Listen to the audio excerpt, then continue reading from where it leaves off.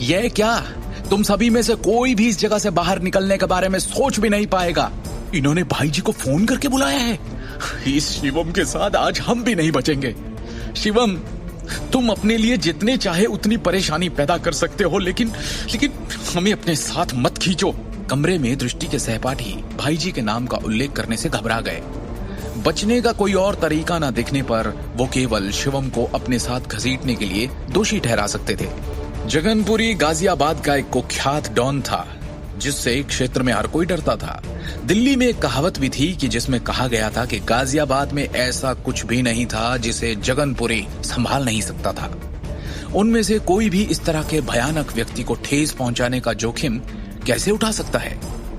शिवम ने अपना सिर हिलाया और एक मुस्कान के साथ पूछा, क्या जगनपुरी वास्तव में इतना शक्तिशाली है? तू जगनपुरी भाई जी की पहचान भी नहीं जानता, फिर भी उनसे जुड़े आदमी को मारने की हिम्मत कर रहा है। इतना बेवकूफ कैसे है तू?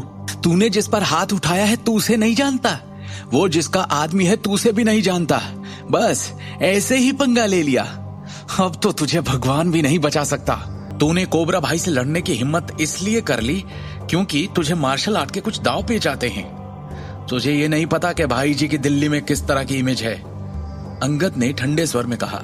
जिस तरह से वो काला कोबरा के पक्ष में ये बात बोल रहा था, उसके चचेरे भाई से ज्यादा वो उसका सगा लग रहा था।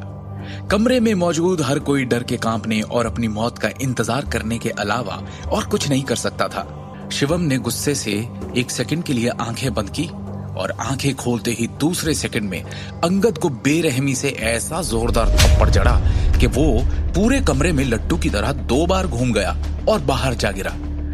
शिवम, छोड़ो ये सब, चलो चलते हैं, दृष्टि ने चिंतित अभिव्यक्ति के साथ सुझाव दिया। दृष्टि के हिसाब से शिवम ने आवेग में आकर कुछ ज्यादा ही बड़ा कदम उठा लिया। परिणामों की परवाह किए बिना उसने तुरंत काला कोबरा को धमकी दे डाली और यहाँ तक कि उसे अपने सामने घुटने टेकने के लिए मजबूर कर दिया, जिससे वो उसका दुश्मन बन गया। हिंसा से कभी किसी समस्या का समाधान नहीं हो सकता, क्योंकि ये और भी अधिक समस्याओं को जन्म देती है। अब जबकि स्थिति इस हद तक बढ़ गई थी, दृष्टि भी मौजूदा हालात को संभालने के लिए कुछ नहीं कर सकती थी। हालांकि वो मदद करने के लिए कुछ नहीं कर सकती थी, पर आज शिवम ने उसके दिल को जैसे छू लिया था। आखिरकार अपनी जान की परवाह किए बिना वो उसकी रक्षा में खड़ा हुआ था। तुम लोगों को लगता है तुम यहाँ से जा सकते हो? मेरी बात कान खोल के सुन लो, आज यहाँ से कोई भी जिंदा वापस नहीं जा रहा। काला कोबरा के चचेरे भाई ने अहंकार से कहा।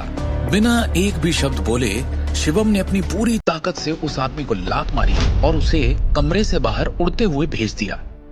उसके बाद वो पलटा और दृष्टि को सीधे उसकी आंखों में देखा। उसका चेहरा शांत और तनाव मुक्त था। शिवम एक उज्जवल मुस्कान के साथ उसे आश्वस्त करने के लिए आगे बढ़ा। दृष्टि, सब ठीक हो जाएगा, ये सिर्फ एक छोटी सी समस्या है।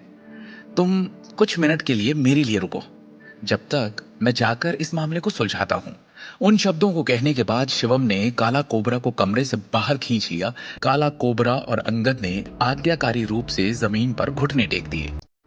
उनके चेहरे असंतोष से भरे हुए थे। हालांकि वो वापस खड़ा होना चाहते थे, लेकिन उनमें कोई भी ऐसा करने की ताकत नहीं जुटा सका, क्योंकि शिवम की किक से उनके घुटने पहले ही अस्थायी रूप से घायल हो चुके थे। इसलिए उन्हें अपने पैरों से किसी भी तरह की ताकत का प्रयोग करना बेहद मुश्किल लगा। दूसरी ओर शिवम अपने हाथों को अपनी पीठ के पीछे रखते हुए सीधे खड़ा हो गया, जबकि उसकी अभिव्यक्ति शांत और गंभीर रही।